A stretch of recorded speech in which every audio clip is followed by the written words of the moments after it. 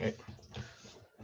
Badram Karanebihi Shunyama Devaha Badram Pashyema Akshabihi Rejatraha Sthirairangair Tushtuam Sastanubihi Veshema Devahitai Yadayuhu Swastinaha Indro Vridrashravaha Swastinaha Pusha Vishwavedaha Swastinaha Tarksho Arishtanemihi Swastino Bruhaspati Dadatu Yo Antaha Pravishya Mamavacha Imam Prashuptam Sanjeevayati Akhila Shakti Daraswadamna Anyamshta Hastacharana Shravanatvagādīn Pranānamo Bhagavate Purushaya Tubhyam Lasatu Shrivadananda Tirtendurno Hrudambare Yadvachas Chandrika Swanta Santapam Vinikrantati Padavakya Pramanajnan Pranamya Shirasa Gurun Vyakarishe Yatabhotam Vishnu Tattva Vinirnaya.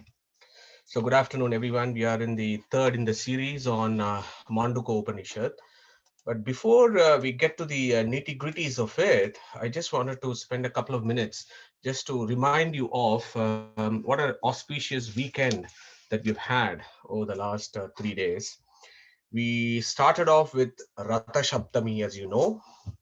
Yesterday was Bhishma Ashtami, and today is Madhva Navami. Yeah, so three very auspicious days in the Hindu calendar. So the Bhishma Ashtami, as you know, the eighth day, Bhishma Ashtami is an important event for us because it is Bhishmacharya who gave us the Vishnu Sahasranama in Mahabharata. Okay, so today is Madhva Navami. What is Madhva Navami? I just wanted to spend 2 days about Madhva Navami. Madhva Navami essentially celebrates the disappearance of Madhvacharya in the 13th century in Udupi. Yeah. So just 2 minutes to remind us all about who this giant was in Vedanta. So Madhvacharya was roaming around on earth for about 79 years. In those 79 eventful years, he achieved so much. I have just listed a few of his works. These are called Sarvamula Granthas, 37 works in total. Yeah, 37 works of the Acharya, which has dealt with every aspect of Vedic philosophy and Vedanta that we are aware of today. Gita Bhashyas, Gita Tatparya, Brahma Sutra Bhashyas, Upanishad Bhashyas, Bhashyas on Rig Veda, Mahabharata Tatparya Nirnaya, Bhagavata Tatparya Nirnaya, other works listed from 20 to 27. Then you have Dasa Prakaranas. These are the foundational works of realistic schools of philosophy. So you have about 37 philosophical works from the Acharya, and one could spend the whole lifetime to even have a glimpse of the enormous work that the Acharya has done. So Acharya's work has not just been as a great philosopher. Now, I just wanted to remind the time in which Madhvacharya was on earth. You're looking at the 12th century, 13th century, 1238. Those were historically very tumultuous time. They're very fragile time in the Hindu civilization. You had the invaders who are now making their way into north of India, and then they're coming into middle India, and they've come into the southern parts of India. So you have the invaders on one hand. Then you have the whole schools of Buddhism and Jainism in that part of the world. Then you had the delusional philosophy of oneness with Supreme and oneness with God. That was also all pervasive at that point of time. So there was this onslaught from various directions, and it is at this point of time that Madhvacharya makes his appearance, and he takes the whole place by storm, and he steals the show from a philosophical perspective, absolutely.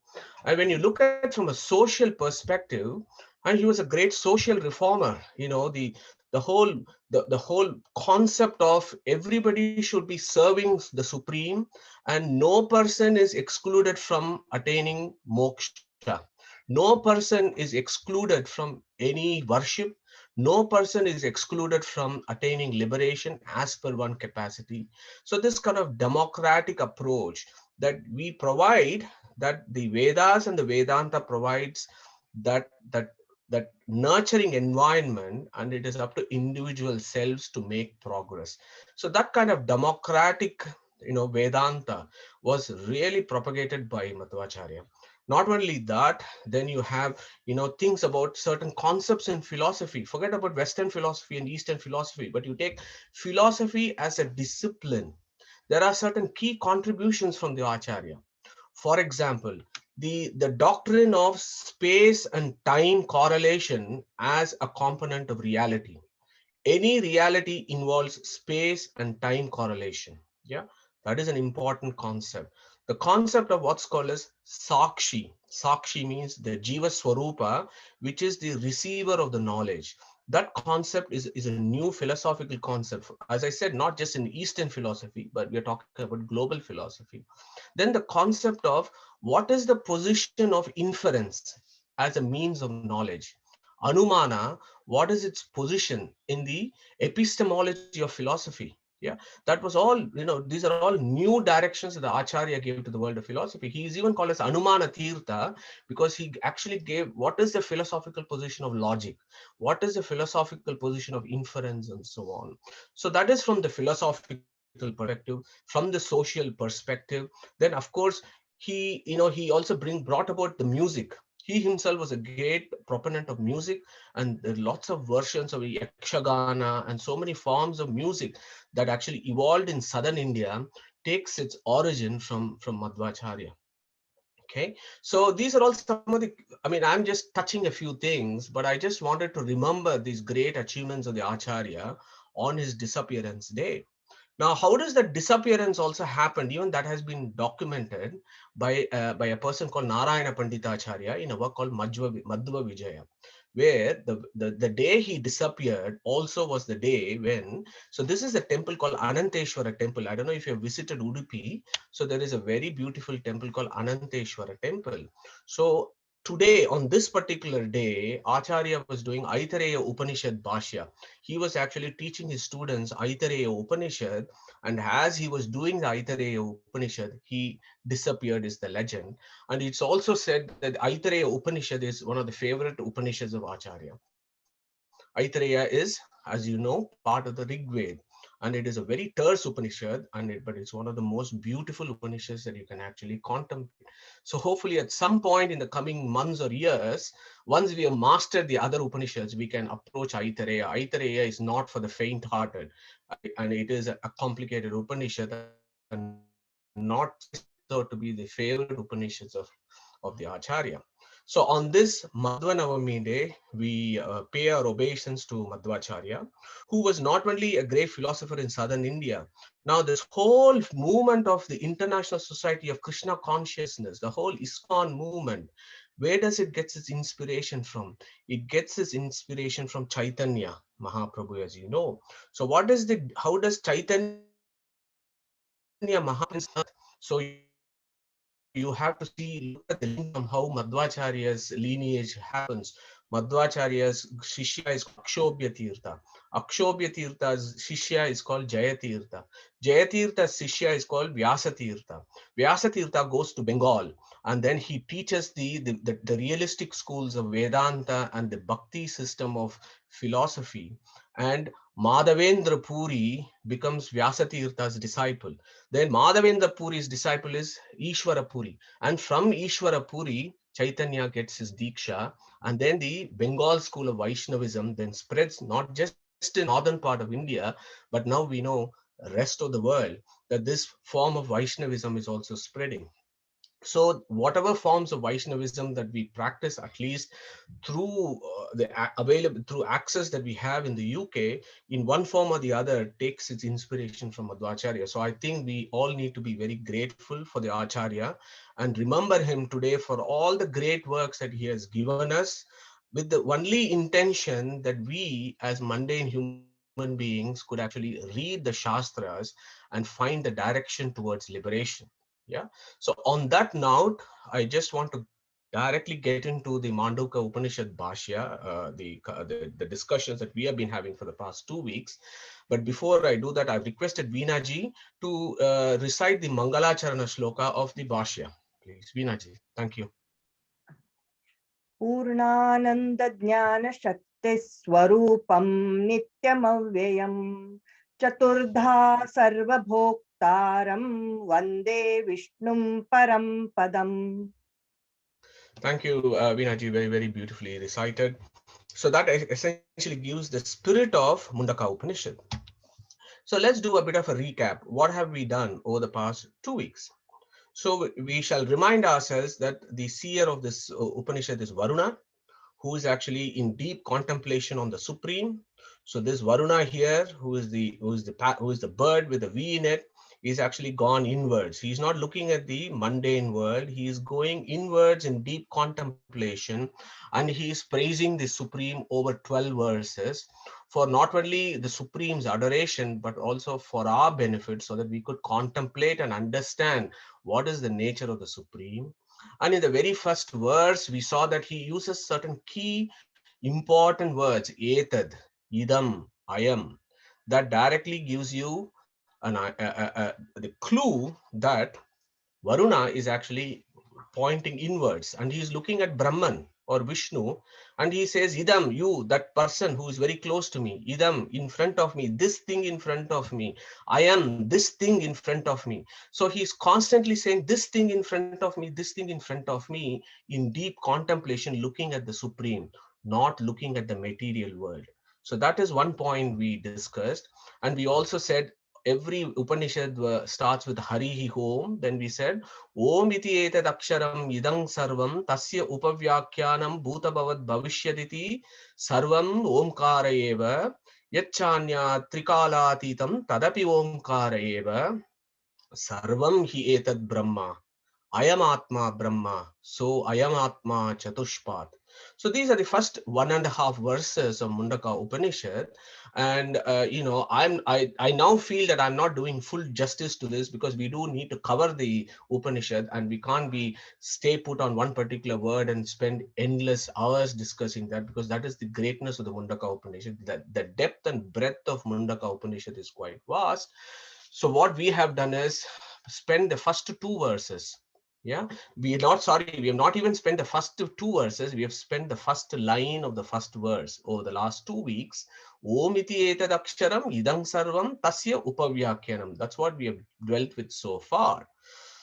Now, one of the concepts that I wanted to bring in today before we go for the full class is some couple of two key sutras from Vedavyasa.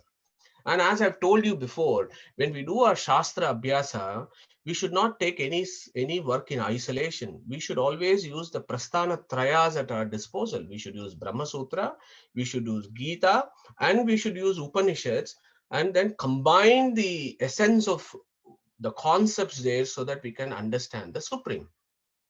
So Veda Vyasa in Vedanta Sutra, he composes two important sutras.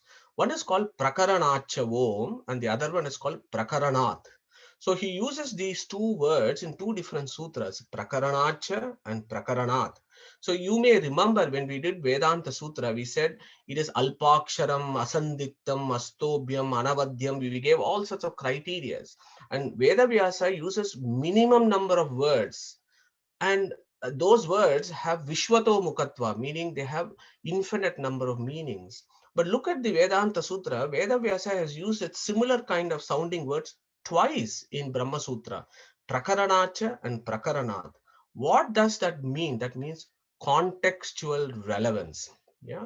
So Prakarana means in what context is this particular Vedanta, particular saying in the Upanishad is being recited, who is saying what is before that particular sentence, what is after that particular sentence. And you have to use the contextual relevance before you understand what exactly is that particular word or a sentence from the Upanishad is. So that prakarana becomes very, very important. And that is the reason why I have been over the past 2 weeks constantly reminding you that Varuna is going inwards and Karuna is doing deep meditation inwards, and he is using idam, etad, ayam, just to give you that contextual relevance. This Upanishad has got nothing to do with the external world. Yeah, it is all to do with the Supreme Brahman and what his natures are. That is the prakarana of this Upanishad, and the rules have been very clearly given by Veda Vyasa. And if we are going to be Vedant, if we are going to be thinking and talking Vedanta, our guru for Vedanta is Vedavyasa, because he is a proponent of Vedic Vedanta system of philosophy. We cannot go against what Vedavyasa has said. We have to take what Vedavyasa has said very seriously and understand the Upanishad. Okay, so that was the first key point I wanted to remind you. Then, of course, I said this Om can expand into various forms. You can see it as one word, two syllables, three syllables, four syllables, six syllables, and 8 syllables. And I gave you 5 different meanings of Om, and I said how our man Varuna, our Devata Varuna has said Om iti etad aksharam. That is the first statement he said. He said this Om is akshara. Akshara is the supreme being. So that is the first statement from Varuna. Then we looked at the etymology of Om. Then we said Avati iti Om, Uyate iti Om. Then how Om gives a concept of God, and how that God can be known through the Vedas, and how in the Vedas, what are the basic criterion by which we can know the Supreme, that he is a Swarupananda, he is a Jnananandamaya, he is Satchitananda. All those concepts we discussed last week. So when we finished off, we understood that at least from the first line of what Varuna has said, we have understood this Om is Akshara, and this Akshara is also called Sarva. Sarvam is also a name of Supreme. Yeah.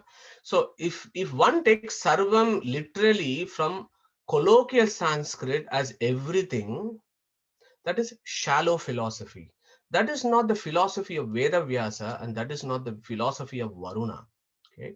When Varuna says Sarvam or Sarvaha, what he is saying is it is a name of the Supreme. You are called Sarvam. Why? Because in Gita we have seen this. Krishna himself, Vedavyasa himself has said, like through Arjuna, he has said, Sarvam sam apnoshi iti sarvaha. And in Vishnu Sahasranama, he is called Sarvam, 25th verse. He is called Sarvam, is a name of Vishnu. Yeah. So that Sarvaha comes in various places in Upanishads. So when I say Sarvam, it is a name of the Supreme. And again, yes, the contextual relevance becomes important. And the Sarvam here definitely is not everything in colloquial Sanskrit. That is very shallow interpretation, but that is fine. But what we are interested in our contemplation is, what is it that Veda Vyasa has got to tell about? What is it this Varuna has got to say about this? Okay, so Sarvam is the name of the Supreme, and I want to hold on to that because the very next verse talks about this. So Sarvam, as we said, is Sarvam sam apnoshi iti sarvaha. So what does it mean? Sarvam means that which has pervaded everywhere. Because it has pervaded everywhere, its name is Sarvam. Okay. Now immediately Varuna is telling, he is expanding the Tasya Upavyakyanam. Now about that Sarvam, I am going to give Upavyakyana, Upapannam Vyakyanam. I am going to explain this in detail, and I am going to explain this very nicely to you, what that Sarvam actually means. And that is what the second line is, which we are going to deal with today. What is the second line? It says, Bhuta Bhavat Bhavishyad Iti Sarvam Omkarayeva. Okay. So that's very clear. So as I said, here on the left side, I've given you a whole description of what that Sarvam is. And I've said Sarvam is that which pervades everywhere, also means Paripurna or complete. There is also another etymology of Sarvam called Sarvam tad adinatvat tad Sarvam iti uchyate. Sarvam tad adinatvat. Adinatvat means everything is under his control. Therefore, he is called Sarvam. Yeah. So those are all the two meanings that you need to hold on. So here, coming on to the right side, as I said, Varuna is now expanding on the concept of Sarvam, and he says, if he is pervading everywhere, where does he pervade? Is the first question. He says, Bhuta Bhavat Bhavishyaditi. Okay, that is first way of looking at it. When I say Bhuta, Bhavat, and Bhavishyad iti, that is that Sarvam who pervades. What does that mean? So we have to go to our Om and then expand this. And that exactly is what Om is also talking about. So approach 6. What is the sixth angle by which you can approach Om? We said Akara, Ukara, and Makara. Akara stands for Atita. Ukara stands for Utpanna. And M stands for Meya. What is Atita? Past. Okay. Bhutam means what? Past. Okay. Utpanna or Bhavad means present. And Meya or Nirmeya and Bhavishya means future. So that instantly gives you an idea that this supreme being has pervaded not only the present times, he has been pervading all along from past, present, and he will always be pervading everything that is there in his creation. So that exactly is what Akshara also is. There is another etymology of Akshara called Akshoti iti Aksharaha. Akshoti means that which pervades. Yeah. So you can see how everything falls into place. The words are put there for us to contemplate these ideas about the Supreme. So past, present, and future, this Supreme Being is pervading. There is also another view of looking at this. Bhutam. So Akara also stands for what is called Agamana. Agamana means creation. Okay. Ukara stands for Uttana. Uttana means maintenance. Okay. Makara stands for Manam. Manam is also another meaning of destruction. So instantly you also get the idea of creation, maintenance, and destruction. So what does that mean? That this Brahman was not was is there in creation. He maintains his creation, and he is also responsible for destruction. Is one view. The other view is whether creation is happening or not, maintenance is happening or not, destruction is happening or not. He is always there. The third view is before creation he is always there. During creation he is always there, and even after destruction he is always there. Ekameva Advitiyam, as Chandogya Upanishad celebrates him. So that is the seventh approach of Om when you actually take Bhuta Bhavat Bhavishyaditi. Okay, so this guy is there in the past, in the present, as well as in the future. Okay, now we have to look at this Bhuta Bhavat Bhavishyat a little bit more detail. We have to dissect it further. So that is your approach 8 for Omkara. So as I said, Akara, Ukara, Makara is Bhutam, Bhavat, and Bhavishyat. And what does that also implies? There is also an implication that if it is there, if this Brahman is pervaded in the past, present, and the future, he's pervaded where? He's pervaded the universe. What are the various levels of the universe that we know of? And that is where the Gayatri Mantra comes in. And before I go Pravesha to that, I would like to ask Sheilaji to recite the Gayatri Mantra for us, please. Namaste Mataji. Om Bhurvasvaha Tatsaviturvarenyam Bhargo Devasya Dhimahi Dhiyo Yo Na Prachodayat. Thank you. Thank you very much. Thank you very much, Sheilaji. Would anybody else would like to volunteer for Gayatri Mantra, or we'll move on? Okay, so we'll move on. So this Swaha, Bhur, Bhuvaha, Swaha, and I've listed it here. Bhur, Bhuvaha, Swaha. Okay, 3 regions of the universe. Yeah. So in the past, present, and the future, this Sarvam actually is pervading these 3 regions of the universe. Yeah. So Bhur Bhuva Swaha also indicates Akara, Ukara, Makara. Okay. Now, why do I say only 3? But actually, when we have done our lectures on creation, we said there are actually 14 levels of creation, 14 levels of planetary systems, as described in Bhagavatam, for example. So what does that mean? So Bhuloka is our earthly existence. Below Bhuloka, there are 7 levels of lower regions of the universe, and above Swarloka, there are 4 additional regions: Janaloka, Tapoloka, Maharloka, and Satyaloka. So together it becomes 14 regions of the universe. But 3 is conventionally used. So 3 is also correct, 14 is also correct. So again, this Sarvam not only pervades past, present, and future, but that past, present, and future he is pervading in Bhur Bhuva Swaha, which exactly is the Vyahriti of Gayatri. So when you say Bhur Bhuva Swaha, it not just, you have to think about this Brahman who has pervaded these regions in 3 different times. The relative time. Now here is another version of Bhur Bhuva Swaha. Okay. Now Bhur Bhuva Swaha is not just the 3 regions. It is actually the name of the Supreme himself.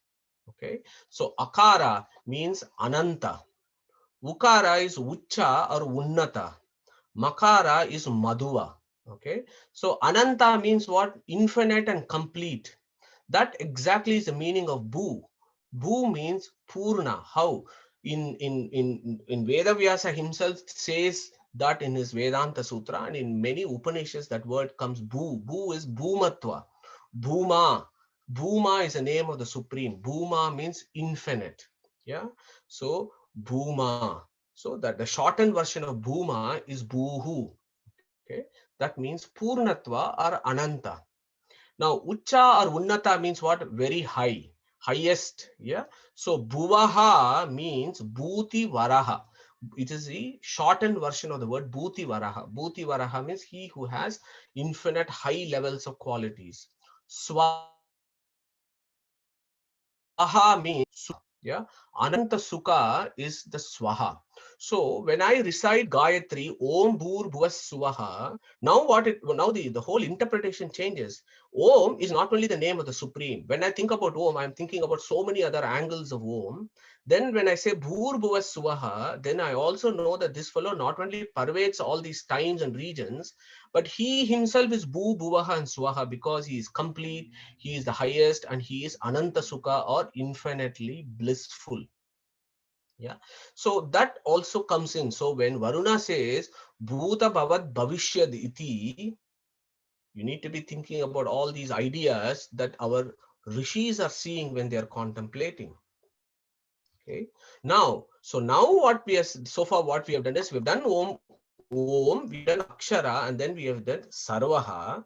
And now Varuna is reminding us, you know what? Sarvam Omkara Eva. So no, there is no problem with this interpretation. So he says, you know that Sarvam, that all that thing that I've said, that one that pervades everywhere, that Sarvam is Omkara. Yeah, Sarvam Omkara Eva. He is Omkara. He is synonymous with Omkara. Okay, therefore, Sarvam Omkara Eva, because he has pervaded everywhere. So, Omkara Vachya God is Sarvam. When I say that, it gives an idea of omnipotence of the Supreme. He is omnipotent. Okay. So the other way of looking at this is that is the beauty of these verses. You can split them open, you can join words, and then you can get various meanings. So Bhuta Bhavat Bhavishyaditi Sarvam Omkara Eva means Bhuta Bhavat Bhavishyad in past, present, and future. Sarvam Omkara Eva means that fellow who has pervaded everywhere. So you can look at it in various angles. So that gives an idea of omnipresence of the Supreme. He was, he is, he will be in everything. So there, Akara becomes Atita. Okay. Ukara becomes Utpanna, and M as Maya is exactly the same. That is, he was, is, will be in everything. It gives you that idea of omnipresence. So immediately you understand omnipotency and omnipresence of God when I say Sarvam Omkara Eva. If I say this Omkara is everything, yeah, if this Omkara is everything, then the question is, what is it everything? Is this Omkara this world? Fine, if Omkara is this world, please then give me an answer. Is this world real or not? Yeah, if the world is imaginary and illusion, you are saying Omkara is Sarvam, and then you're saying the world is illusory. Yeah, so all those kind of questions should come when you have the philosophical discussion. So that is for another level of dispensation and discussions about how the Upanishads proceed. But the word Sarvam, I keep coming back to that. The word Sarvam there is a name of God that gives you an idea of omnipotence and omnipresence. Okay. So now look at Purusha Shukta. So again, I've told you at some point that this Omkara, Vyahruti, Gayatri, Purusha Shukta, they are all linked with each other. Look at Purusha Shukta. Yeah, Purusha, I put it in yellow here. Purusha eva idang sarvam. Yat bhutam yatcha bhavyam. Exactly the same. Okay. Bhuta bhavat bhavishyaditi of Manduka Upanishad is the same. Yat bhutam yatcha bhavyam. And what is Rigveda saying here? Purusha eva idang sarvam. What has Varuna said? Omkara eva sarvam. So sarvam omkara eva can be split into omkara eva sarvam, which is the same as Purusha eva idang sarvam. Go to Mundaka Upanishad. Atharvana Upanishad of Atharvana Veda. Purusha eva idam vishwam. That is what it says. Purusha eva idam vishwam. Purusham eva idam sarvam. Sarvam omkara eva. So you can see all these patterns. So they make excellent research material for us to look at all these verses and understand what is it our rishis are trying to convey. Now look at Vishwam. This is very interesting. Vishwam. What is the etymology of Vishwam? Vishur Vyapta, which means Vish means to pervade. That is why he is called Vishnu. It is not a sectarian name. I've told you so many times. It is an adjective. It gives you about an attribute of the Supreme. Vishnu comes from Vish. Vish means to pervade, to enter, to occupy. So this Supreme Consciousness is in all of its existence. That is why it's called Vishnu. Now look at Vishnu Sahasranama. And I've requested Chitraji to recite the very first verse for us. Chitraji, please. I don't know, Chitra, are you there? Okay, if Chitraji is not there, can anyone else volunteer to recite the first verse of Vishnu Sahasranama, please? Neetaji.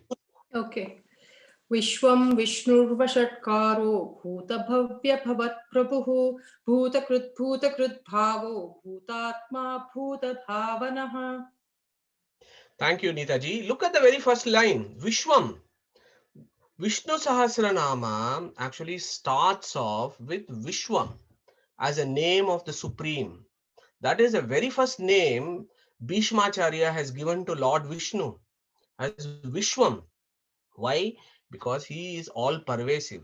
Look at the same Bhuta Bhavat Bhavishyat, Bhuta Bhavya Bhavat Prabhuhu.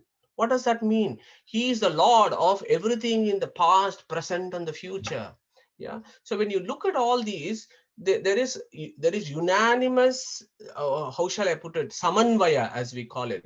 They all tell us the same thing.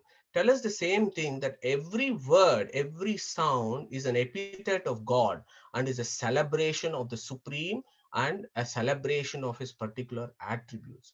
So when you look at it like that, the Purusha eva idang sarvam, Purusha eva idang vishwam, sarvam omkara eva, they all mean the same thing. Yeah. So pervades past, present, and the future. So now our Varuna is very clever. Then he is asking the question, what about beyond relative time? Okay. So this is a deep philosophical concept of absolute time and relative time. Okay. So now I put in a question for just open up discussion here. Is time a created entity in the universe? Who is going to give some opinions here, please?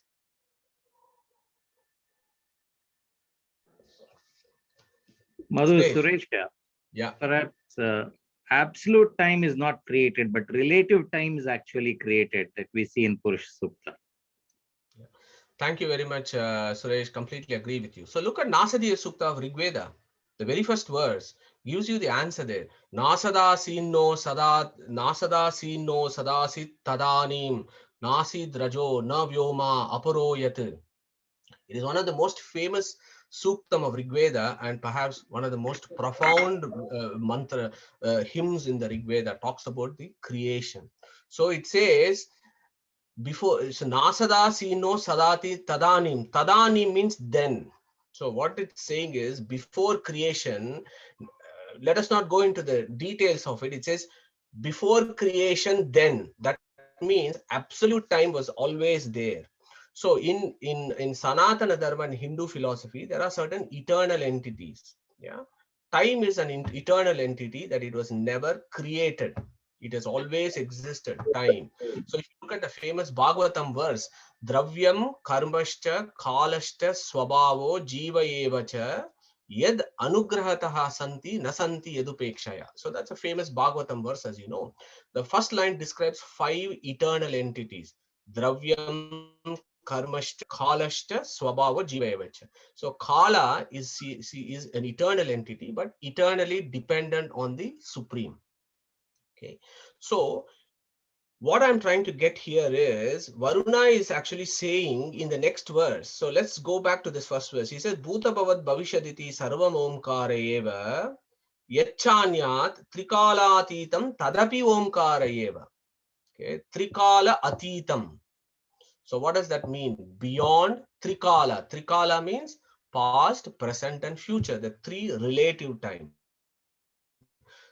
Trikala Theta means that's something that is beyond the three relative time. So I just want you to hold on to that idea, and I'm going to come to that in some great detail in the next slide. Okay. So this concept of absolute time and relative time is interesting because the Vedic view of creation is in Vaikuntha, for example, or in Moksha, or in a liberated state, there is an everlasting present.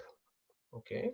But the flow of time as past, present, and future, that forward flow of time happens in creation. So there is the everlasting present, and then there is the flow of relative time. Okay. And then our philosophers, I just wanted to spend 2 minutes on time. It's one of my favorite topics because it's so abstract. Now, the time in Indian philosophy has been dissected out in great depths by all the schools of Vedanta. If you look at Nyaya Vaiseshika works, there is a whole lot of think about time. In Nyaya Vaiseshika school of Vedanta, time is a dravya, it is a substance, and it is a real substance, and that is perceived by something. Okay. Whereas there are other systems that think that time is an inferential concept.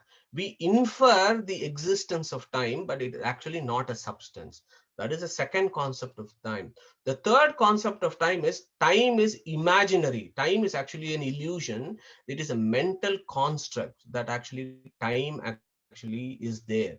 So there are all these discussions that happens about whether it is real, unreal, whether there is absolute time, relative time, and so on. So it's a very rich area for research. So for those of you who are interested, there are quite a number of books available. Please go and research that. Okay. So what we are interested is, of course, what Varuna's view is, because he said in the previous line, Bhuta Bhavat Bhavishyat. So that is the flow of relative time. Now he is giving us some hint as to Yatacha Anyat Trikalatitam Tadapi Omkara Eva is how he's saying that, and we are doing a Padapata. So what does that actually mean? Okay. So this is an interesting concept. I hope you will find it interesting. So let's look at this. Yachanyat trikalathitam. So you have to split that word. Yachanyat means yat cha anyat. Anyat means different. Yeah. Trikala atitam. Trikala atitam. That means that which is beyond that which is beyond relative time. Okay. I've got a figure for you on the left. Before we go to the left, we got to remind ourselves what is this figure on the right is telling us. And we have done this a zillion times through our discussions on chapter 15, where we spoke about Kshara, which are all the jivas, then Kutasto Akshara, which is Lakshmi, then Jada, which is matter, then the real Akshara, which is the supreme being, which is what Varuna has said, Om iti etad Akshara. Okay. And we discussed all these ontological positions of various entities of the universe. We said matter, jiva, and Chetana Prakriti are always dependent on the supreme being. He is the only independent supreme person. So we have discussed all these three. Okay. And we have also discussed that this guy in the 18th verse of chapter 15. So who is going to tell me 18th verse of chapter 15, which actually describes this? Neetaji, go for it. Uttam of Purushasvanya. Oh, that is the 16th. Yasmat Ksharamati Yeah, please, Suresh, go on. Yes. Yasmat Ksharamati Toham Aksharaadapi Chottamaha Atosmi Loke Vedecha Pratitha Purushottamaha. Brilliant. So there he has said in the 18th verse that I am Atitaha and I am Uttamaha. So I am Atitaha means I'm far beyond matter and jivas, and I am Uttama to Lakshmi. I'm far above Lakshmi. So he's already said that in the 18th verse. So you need to hold on to that thought and come back to what Varuna is saying when he said Echanya Trikala Atitam. So what does that mean? So in the material world, so let us look at our mundane world. So when we look at our mundane world, When the universe is created, what has happened? There is matter, there is jiva, and somehow we get linked with this material body, and then we go through samsara. That is our state. That's why we are called ksharas. And where are we doing our samsara? We are doing our samsara in this trikala, in this universe where there is a relative flow of time. In the material world, we are doing this samsara. So those of us who come every Sunday to do satsang and discussions, at some point we will attain liberation. There is no doubt about it. So we are all going to attain moksha at some point. And how is that moksha going to happen? We will at some point go to Satyaloka and be with Chaturmukha Brahma. And as Atharvana Upanishad says, Paranta Kale, when there is a complete dissolution of the universe, Chaturmukha Brahma takes his gang to liberation. How? We shed our linga sharira at that point with a dip in this place called Viraja Nadi. It's a fascinating concept of Sanatana Dharma. That is that at the border between empirical and the transempirical plane, where we dip in that river, shed our linga sharira, and we cross on to the other side. So in the other side, what has happened in the other side? There is absolute time. And we as jivas are non-material. And we are in the communion of couple of beings who are also non-material. Okay, so that is the first point I want you to hold on to. Okay, so now for us, how have we gone Trikala Titam? How have we crossed Trikala and crossed on and gone to the other side? We have once been in a material body and once gone through Trikala experience, and then only we have become Trikala Atita. So we are all in that state when we are in moksha. Okay, that is our position. But there are two entities in Vedic philosophy who have never been in samsara. They are never in material connection. One is Kutasto Akshara, which is the Shri Tattva or Lakshmi as we call it. And then you have the Akshara, which is the Supreme Brahman. These two people are always in a liberated state. They have never been in samsara. We are the only ones who have got ourselves attached to the material body. We cross the Viraja Nadi and then we become Trikala Thita. Okay. So when you look at the three entities which are Trikala Thita and Moksha, we are a very small Aksharas there. Okay. Kutastha Akshara is very big than us because she is almost on par with Vishnu, except that she doesn't have independence. So this Trikala Thita primarily indicates the Shri Tattva or Lakshmi.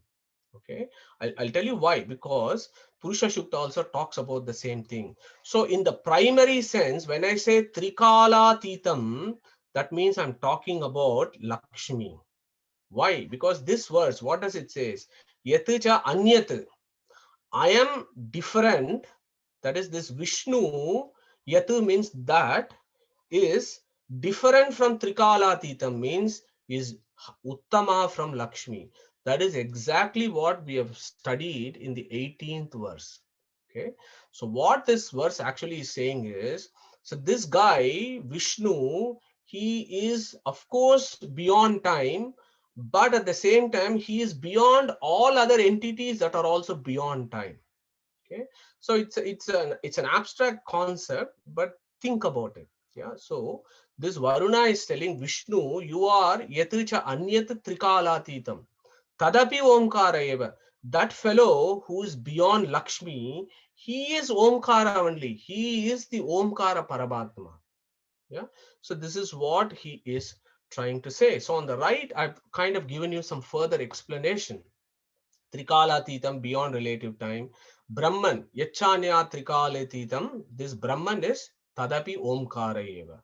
Lakshmi is always Trikalatitam, whereas us, we have moved from samsara to Trikalatita in moksha. Why is that important? Look at Purusha Shukta. Yeah, Purusha Shukta is saying only the same.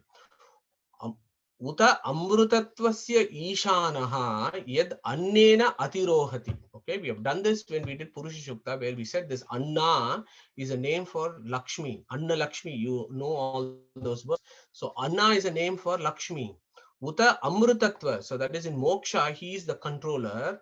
And yad annena atirohati, he is also beyond Lakshmi. Similar kinds of concept is what Varuna is getting at. Yeah, and then again, yes, See 16th verse in chapter 15. Uttamaha purushastu anyaha. He is different. Anyaha is a very common word in the Upanishads. Anyaha means it's different. Okay, so that is what he's saying, Varuna here. So this guy is not only pervading and controls everything in the present, past, and the future, but even in absolute time, he is not only pervading all this, but he also stands above this Lakshmi, who is also Trikalatita. Okay. I hope I'm able to get this idea across. It's slightly complicated, but I would want you to think about it in the coming days. So moving on to the next slide. So now I want to just put this all together about this Sarvam. It almost feels like I've got stuck up on this word Sarvam here. Why?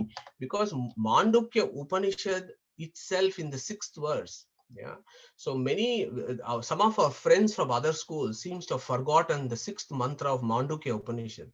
Because Mandukya Upanishad, Varuna himself gives an explanation. What does that Sarvaha actually mean? He says, that's a beautiful verse when we get to this. He says, Esha Sarveshwaraha.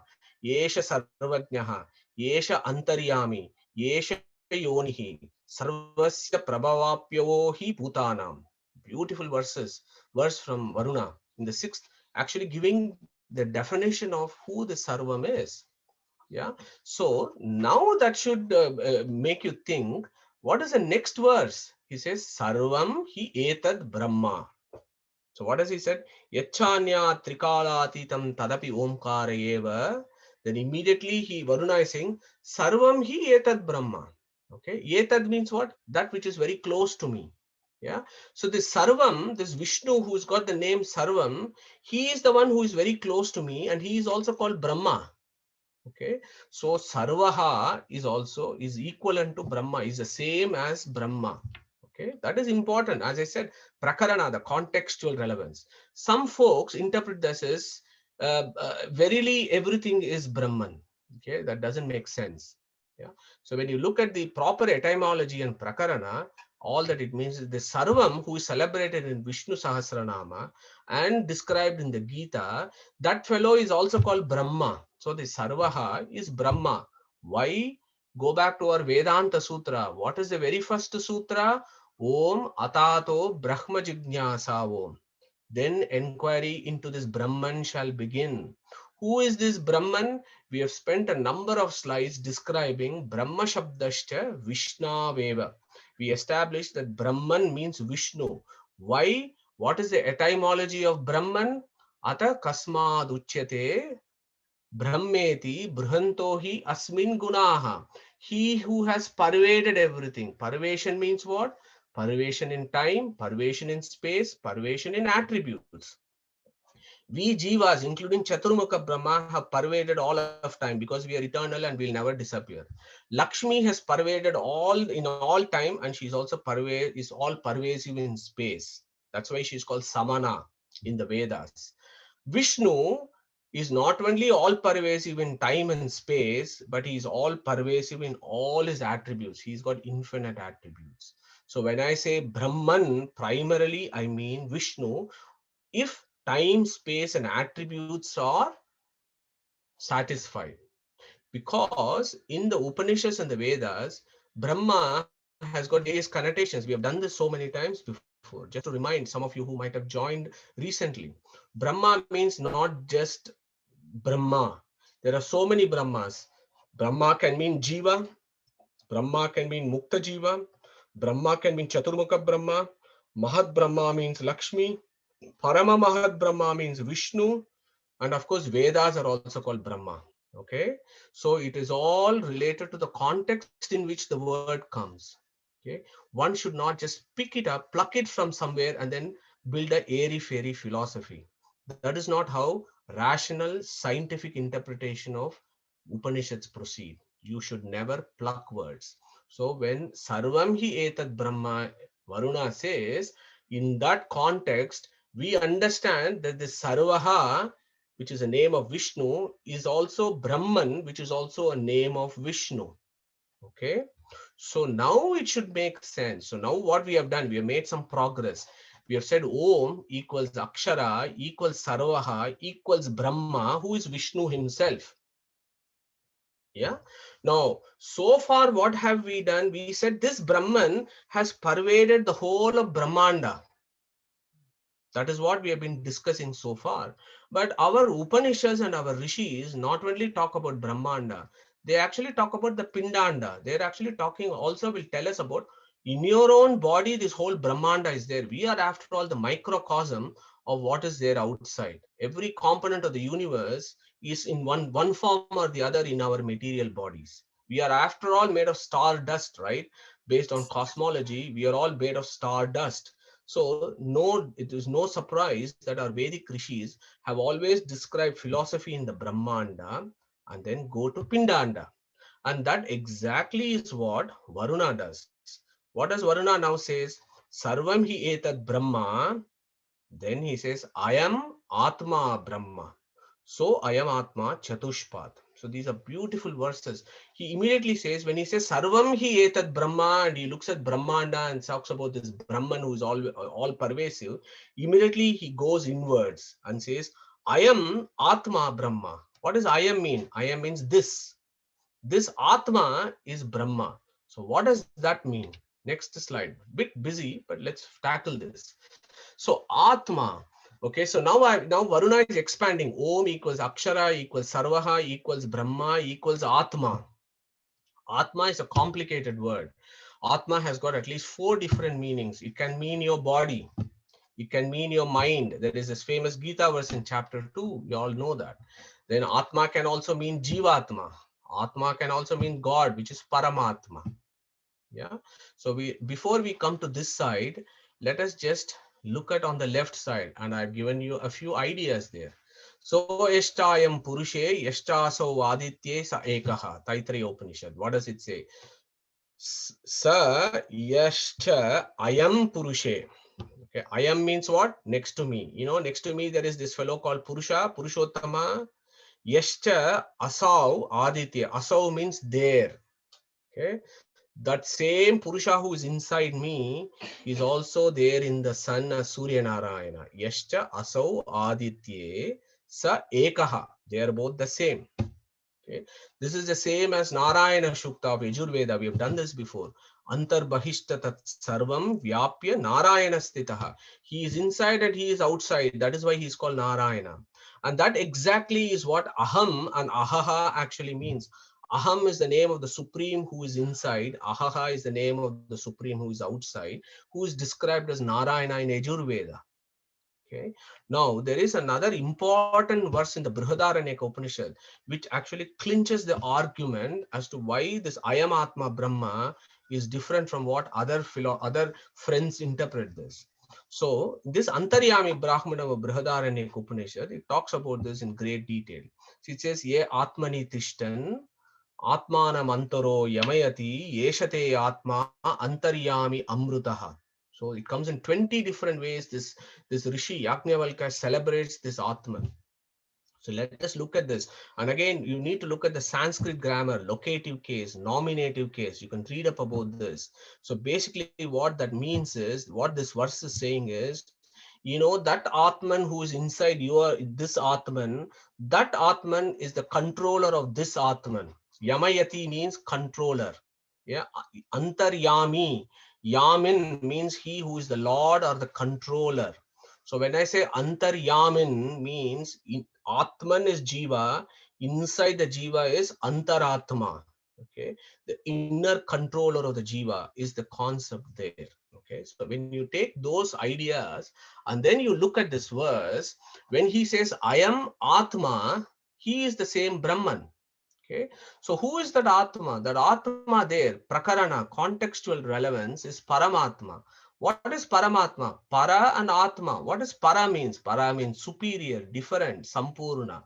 What does Atma mean? Atma again is everything is etymological in Sanskrit. Atma can have at least 5 different etymological meanings. Apnoti iti Atmaha. Apnoti means that which enters into a body. Adatya iti Atma means that which enters into the Indriyas and accepts the information that comes from the Indriyas. Atti iti Atma means that which enjoys the things that comes through the Indriyas. Then Atatatvat is another word. Atatattvat means that which pervades everywhere is Atma. Then Atma also means from the Antaryami Brahmanam, he is Yamayati, he is the inner controller, my Lord, my Swami. That is a literal meaning of Atma. So when you look at Varuna, who is actually contemplating inwards and looking at the Supreme, he is now saying, I am Atma Brahma. Next to me is there, that Atman. That Atman is the same Brahman who is also Vyapya Narayana Stitaha. Okay, that is the philosophy of Mandukya Upanishad. One cannot, then I put it in the box just to bring up this equation. Some philosophies have actually plucked this word, this line, and this is dangerous philosophy. This is delusional philosophy from my view, because it has not taken the context into consideration, but it has just taken I am Atma Brahma, meaning Atma cha Brahma. Okay, I have no idea where the logic there is. How can I am Atma Brahma, after Varuna having spent so much time talking about Akshara and Sarvam, suddenly this idea of I am Atma Brahma becomes Atma cha Brahma, means this Atman is Brahman, that is I am Brahman.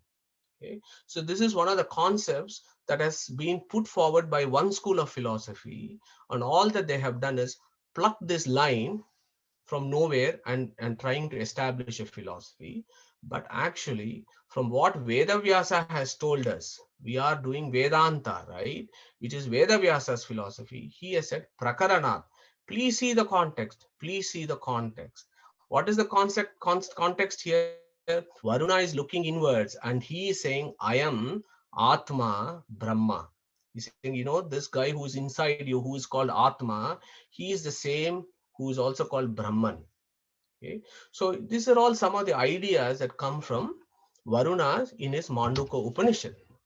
So we are almost coming to the end of today's talk. So, ya Atmani Tishtan Atmanam Antaro Yamayati Yeshate Atma Antaryami. So from that Brihadaranyaka Upanishad, the Madhyandina recension of Brihadaranyaka Upanishad, we should have a firm conviction that in the primary sense, the Parama Mukhya Vritti as we call it, the Atman of the Upanishad is the Supreme Brahman. It is not Pratyagatman, it is Paramatman. Paramatman is the primary Atma of the Upanishad. He is the inner controller. He is my Swami. So the very next thing that Varuna then says is, if he is my inner controller, what does he actually do in my body? What does this Atma do as my inner controller? And that exactly what he is going to tell us in the very next word. So look at the sequence of ideas that go in Mundaka Upanishad. Sarvam hi etad Brahma, Ayam Atma Brahma. Because he is my controller, you are asking, what does he control? Then he says, so Ayam Atma Chatushpad. So now Varuna is saying, this Atma, he has four aspects in yourself, in your jiva. He has four aspects or four rupas or four types of functions. So what are those? So he's saying this jiva has got three different states of consciousness in the material world. And there is a fourth stage of consciousness of the jiva. Yeah. So we know the three stages of consciousness that we go through every day. That is what Varuna is asking us to think about. This is what this Atman is doing. As your Paramatman, he's telling Jivatma, as your Paramatma, this God is actually your Lord and he is controlling three aspects of what you're doing in the mundane world, which is Jagrati Sthana, Swapna Sthana, Sushupti Sthana. And then once you become Trikala Atita and you cross into liberation, your consciousness at that point is called Turiya state of consciousness. And in all these four states of consciousness, this Atma as an inner controller, he is looking after you. Okay, so that is the discussion that we actually do in the coming weeks. Yeah, that aspect is extremely interesting, talking about the conscious states of the jiva and how the supreme Brahman who is inside actually controls the four states of consciousness of the jiva. And that exactly is what Varuna is introducing here when he says, so ayam atma chatushpat. Chatush means four, path means aspects. So we shall deal with this in the coming weeks. But I think for the next fortnight, I'm going to take a bit of a rest. So I'm a little bit pleased about it. But we got quite an exciting program coming up. So next is Sunday. Sudarshan is coordinating a very interesting event. All that I have been telling for the past 3 weeks is the philosophy and the scriptures that talk about Om, whereas Sudarshan is going to lead a session talking about the scientific basis, the physics, the chemistry, the neuroradiology, the neurophysiology of Om. So Sudarshan is going to lead on that. And following that, we have an external speaker from the US who is actually going to talk to us about the practicalities of Om. How are we going to meditate on Om and so on. So for the next 2 weeks, we have a very interesting program lined up. And what I will do is, following that, we will then go into the 4 states of consciousness. We'll spend about 3 to 4 weeks talking about that, because at the end of what we are going to talk about consciousness, we got a neuropsychiatrist who is going to come and talk about the neurochemistry of consciousness, and he is going to link that with what our Vedas and Upanishads are going to say. So that I hope that will give you a rounded view of what our rishis have been trying to tell us all along when we contemplate on Om. Okay, so with that note, I'm going to close today. Krishna Pranamastu, and thanks for listening. Thank you, Madhu. I think yeah, wonderful lecture once again. Well, next week I'm going to probably coordinate, but I don't think the lead is the right word. But Madhu is still guiding us with all those topics, and quite a few people are going to present. And yeah, I think we thought we give a bit of rest to Madhu as well. Like, he's been doing a wonderful job for nearly 1 year. He's been lecturing every week. Well, nearly almost a year. We started in first week of April. So and it's been a very, very hard task for him, in spite of his busy work, academic work, as well as family life and everything. So it will be good. Well, hopefully, like, we'll make a good show. Any questions from today's lecture, please? Madhu, Suresha, Yes, Suresh. while we did Brahma Sutra, when we also touched upon Satyam, Jnanam, Anantam, Brahman concept, right? Does that in any way connect, correlate with the Om? And how does one find, related to this, what we discussed now, Madhu?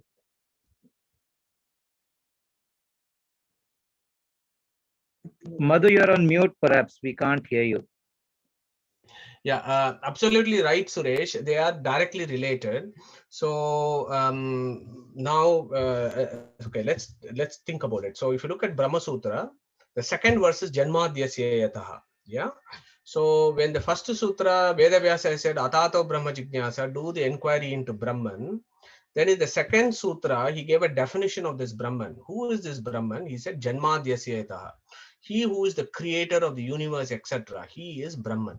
So if anybody wants to ask, if somebody asks you who is God, he says he is a creator, destroyer, maintainer, etc., etc. Eightfold dispensation of the universe. Yeah, that is Brahman's definition.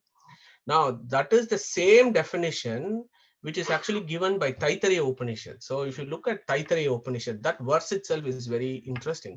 How does that verse go? It goes as Brahmavid apnoti param tadesha abhyukta satyam jnanam anantam brahma yo veda nihitam guhayam parame vyoman so ashnute sarvan kaman saha brahmana vipaschita iti. Yeah? So that is that verse of Taittiriya Upanishad. So when you look at the Brahmavid apnoti param, he who knows Brahman reaches him. Okay, who is that Brahman? Satyam Jnanam Anantam Brahma is Brahman.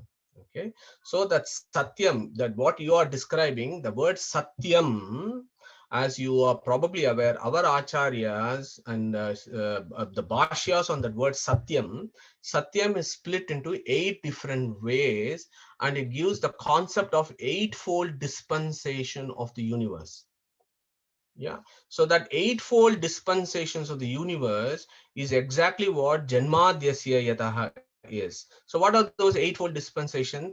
Srishti, Sthiti, Samhara, Niyamana, Jnana, Ajnana, Bandha, Moksha. So those are the eightfold dispensation. Yeah. Now, We haven't come to that Omkara yet. I told you Omkara has got 8 aspects to it. Yeah. So we have done 1, we have done 3, and we are still stuck up on 3 concept of Om. When we come to consciousness, that Chatushpad then becomes the 4 components of Om: Akara, Ukara, Makara, Nada. Okay. Now there is the 8 components of Om, which is Akara, Ukara, Makara, Nada, Bindu, Kala, Shanta, and Atishanta. 8 components of Om is exactly denotes the 8-fold dispensation of the universe by Brahman, which is what Satyam, Jnanam, Anantam Brahma is. So when you look at all this, they all say the same thing all the time. So absolutely related with each other. Thanks, Madhu. Madhu, one question from me. I mean, like Gayatri Mantra, Bhurba Swaha, you said about the past, present, and future. Is there an explanation where it says about it's about the 3 states of our thing, physical, emotional, and mental states, and is just above all those things? Yeah, okay, Suresh, Sudarshan, very interesting question. So Bhur Bhuva Swaha, the one thing about Bhur Bhuva Swaha is the 3 regions of the universe: Bhuloka, Bhuvarloka, and Suvarloka. This God is there in all these 3 lokas. So we contemplate on this all pervasive Brahman is what that Gayatri Mantra is saying. And you are right that the 3 components can also be in the 3 planes that you have described about. That is also one way of bringing Om into that. And that is the reason why I think Suresh or somebody mentioned this a couple of weeks ago.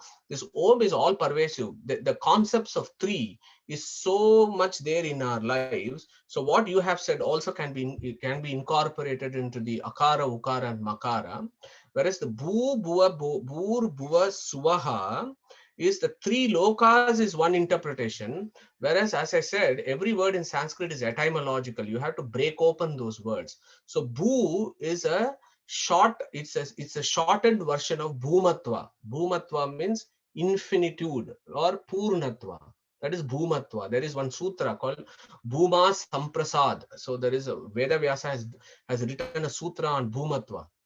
So that Bhu is actually a celebration of the Supreme Sudarshan, but the Omkara can be taken as the way you have explained. Thank you, Madhu. Yeah. Any questions? Any other questions?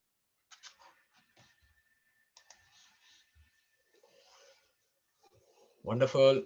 Okay, good. If there's no further questions, I will give a big hand to Madhu, and we'll see you all next week. Thank you, Madhu. Thank you, Madhu. Thank you. Thank you. Thank you very much. Thank you. Take care.